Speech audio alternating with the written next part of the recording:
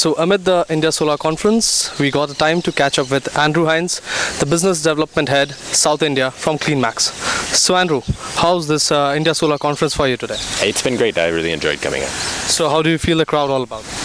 I'm sorry? The crowd and the people. No, it's good, and a lot of people with expertise in the industry. So some events we do, sometimes it may be a lot of newcomers, but here I think people had audience here was quite sort of well informed about the industry. So that's always interesting for me. So talking about the rooftop segment, of course, the first question comes about why the rooftop segment in India is still backing off when we talk about the rest of the utility segment in India. Right. See, I think the base was very small originally in rooftop solar, right? So if we look a few years ago, the kind of 1 megawatt rooftop plant was a very large plant in the country, and so while the base was very small, the rate of growth is very high.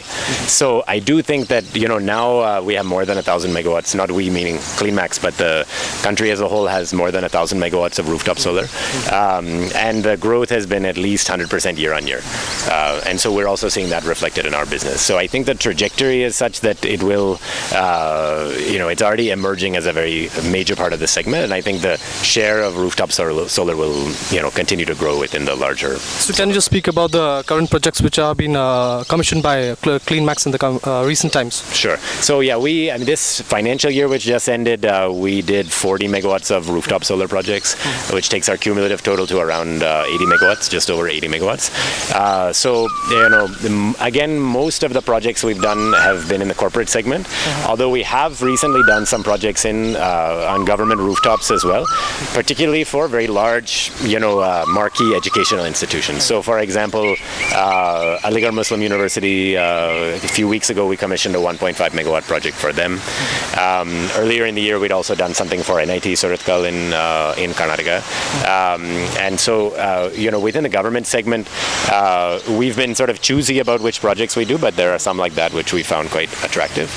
And then, in the corporate side, which is still probably 80% of our business, we've seen a lot of projects commissioning just in the month of March. For example, we had an inauguration last week for a large MNC brewery.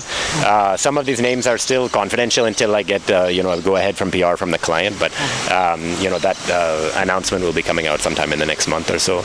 And a lot of rooftop projects in the corporate segment in West India and South India and North India in general. So what are still the basic challenges for the rooftop segment in India? Rooftop segment is still, even though the aggregate volumes are large, it's still a sort of deal by deal kind of slog. So each customer has their own requirements, their own expectations.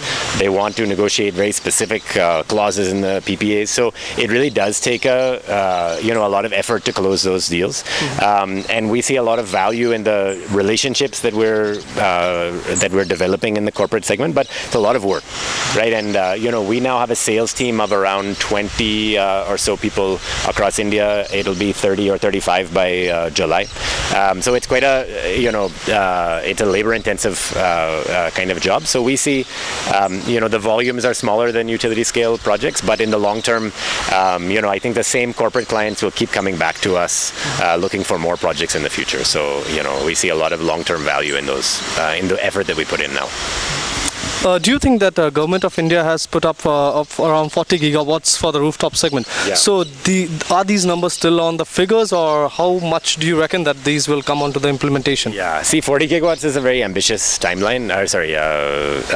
objective. I don't think anyone would deny that. Although now, I think at the time when even that number came out, it was, if you compared the number of actual projects operational at that time, it was almost laughable. But now at least, we're more than 1 gigawatt out of 40. So it's a long way off, but it's not that it's an inconceivable goal. I think it's sort of a stretch goal.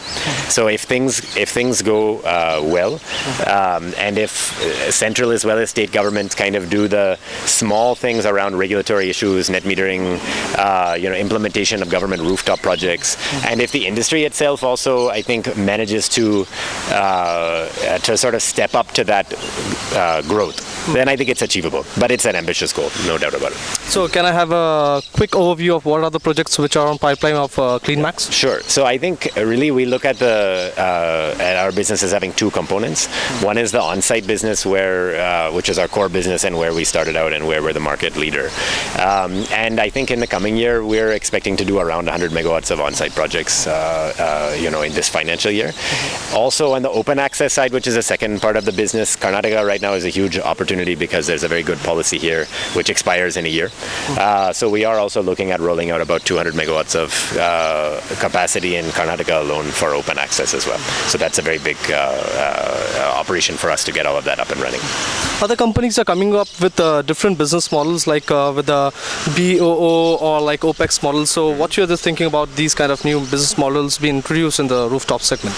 See, I think in the rooftop segment, fundamentally there are two models. There's a CapEx model and there's an OPEX model. And there are tweaks that people make in that. But, CleanMax was really we started the OPEX model in India, which is really fundamentally a zero CapEx model where we're getting into long-term PPAs.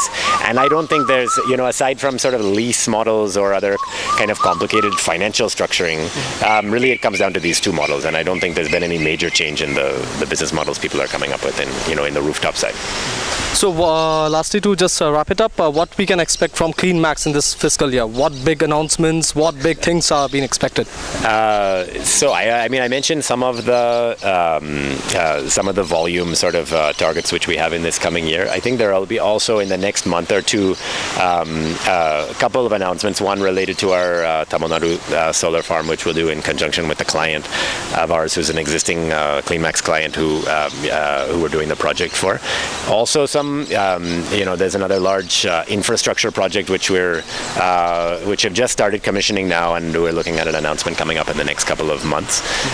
We're also trying to step up some of our PR efforts that we're making in conjunction with our clients. So we are trying to get more out into the public, and I think we see it as a market leader as also the responsibility is on us to help build awareness in the sector and explain to customers who else is doing this and why they should do it. So that's also something where we'd like to do a lot more.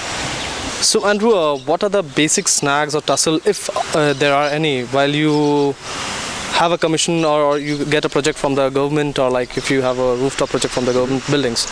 Are there any snags or tussles which you have to face through? Sure. I mean, I think any project always has a few challenges which come up, and we've seen government rooftop projects are relatively new for us in that we I'd say in the last year and a half or so have really ramped up our government rooftop projects.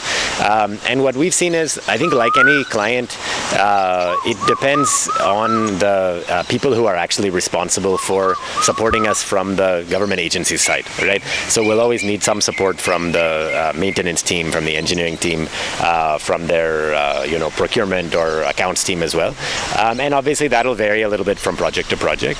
I think we've been sort of fortunate, or maybe it was by design, but most of the government projects which we have targeted have been ones which are really run very professionally, right? So they're large marquee educational institutions like Aligarh Muslim University, which I mentioned, or like NIT Surathkal, or they're sort of large, well-run agencies. And we've really tried to be selective about which government projects we get into, so that the implementation is also smooth. I think there's a lot of talk now about the volumes coming up in the government rooftop segment, and a lot of new developers think that they can very quickly get some quick volumes in rooftop that way. But I think that some of them will be in for a bit of a surprise when, if you're executing, 40, 50 kilowatt projects across the country. That's a huge execution challenge, actually. So, so I think, but fundamentally the projects are not very different from corporate clients. Both government and corporate, they'll always have, they'll always be demanding customers, and that's fair also. Thank you, Andrew, for the insights. Thank you so much. Thank you.